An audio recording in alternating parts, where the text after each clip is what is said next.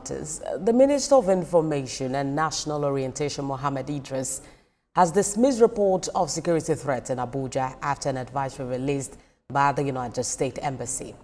Mr. Idris says that Abuja remains safe for Nigerians and visitors despite this advisory. The minister also acknowledged the right of the U.S. Embassy and other foreign missions to issue travel advisories for their citizens, but clarified that the advisory appears to be influenced by global security threats and not a security threat to Nigeria's capital city. He also assured all diplomatic missions, investors, development partners and the general public that there is no cause for alarm.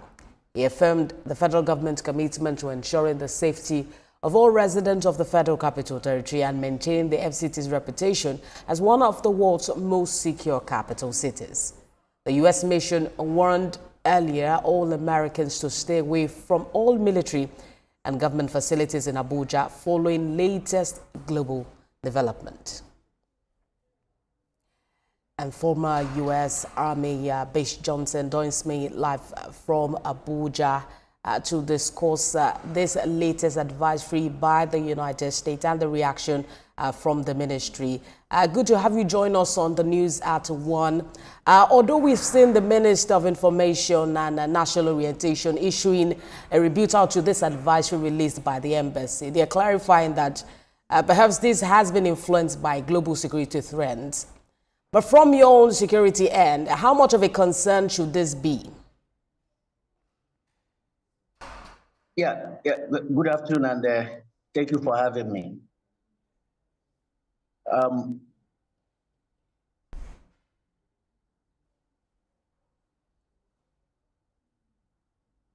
Not much of a security concern, precautionary warnings that U.S. gives to their citizens in foreign nations, in foreign countries. So I don't see much of a concern there. And the warnings are given based on credible intelligence. Some other times it's just to err on the side of safety. It doesn't necessarily mean that anything is going to happen. Mr. Johnson, I'm hoping you can hear me. I have an issue connecting with you, but talk to us about what you think is the standard protocol. Go ahead. Talk to us about what you think is the standard security protocol when they issue, an alert like this within and host nation.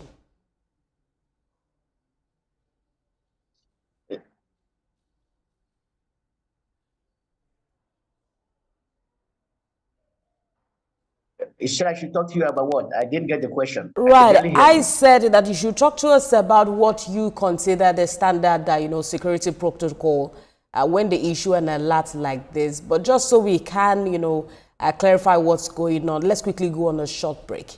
You're still watching TVC News at 1. Be back with more stories after this break. Stay with us. Thank you for staying with us on the news at 1. We're still talking security matters.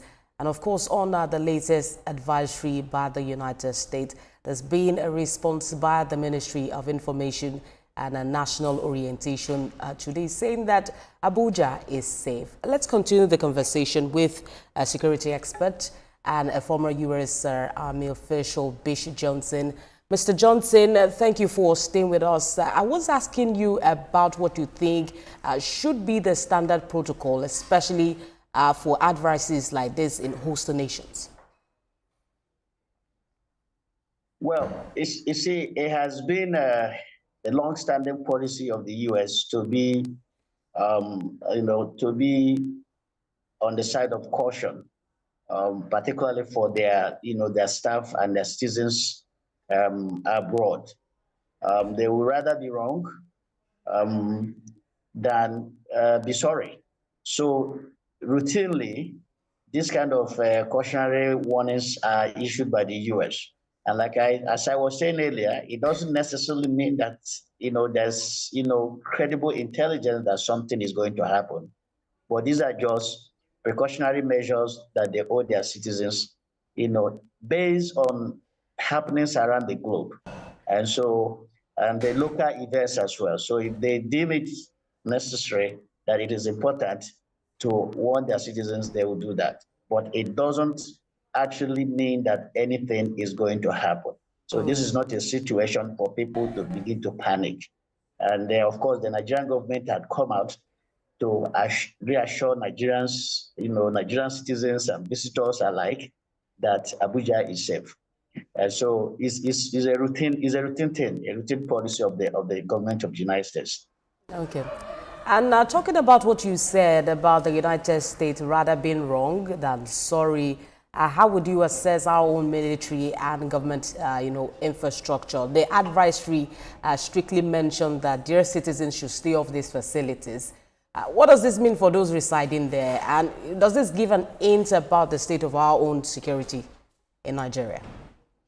Well, what it means, okay, this is a targeted warning. It's not a blanket warning. Don't come to that. And it's just a precautionary warning. It's not a travel ban that people should not come to Nigeria. So, like what I'm saying, the seriousness of this warning is not something that anybody should be alarmed.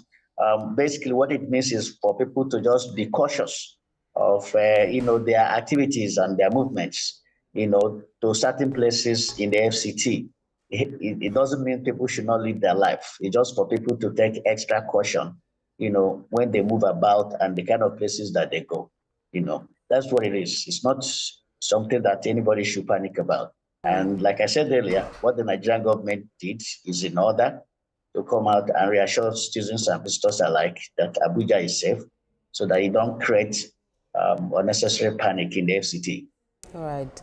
And if we are going to take it away from that, especially from the fact that the ministry has reacted saying that, this advisory is from global trends, perhaps some of those within the nation, the Benue killings, the Plateau incident and all of that.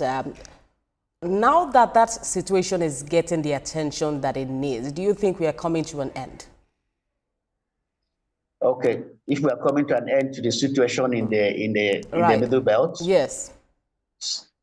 Well, you see, this we will be too overly optimistic if we think that because it's getting the attention of the international community, therefore that the problem is coming to an end.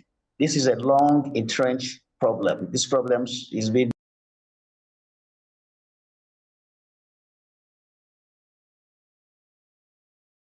expect those problems to disappear on their own overnight. We must do the necessary things. We must take the necessary steps, find out what are the remote and immediate causes of these problems that have been nagging this country for over a decade now, and tackle those causes. If we don't do that, we believe that because it's gained international attention, it will only be a matter of time, although God forbid, before there's another incident in that part of the country. So we must do the work. We must do the heavy lifting. And when I say we, I mean the federal government, the states, the local people, and including the international community. Because I believe that there is an external element to what is happening in Nigeria, particularly insecurity, especially in our northern segment and even in the Middle Belt. Our borders are too porous, right. So we need to secure our borders. We need to know who is coming into this country, for what reason they are coming into this country. If we don't take our border security seriously, we will only be going in the circles. Right. We'll be going in circles because we're going to have people trooping into our country from all these poor neighboring countries that are very unstable and be causing a lot of chaos for us here in Nigeria. And that is what has been happening. I agree with you on that fact that, security is everyone's responsibility. We have to work together to ensure that the security situation is tight. But that's a fine place to leave the conversation for now. Thank you for talking to us. That's Bish Johnson, former U.S. Army and security expert. Thank you for talking to us.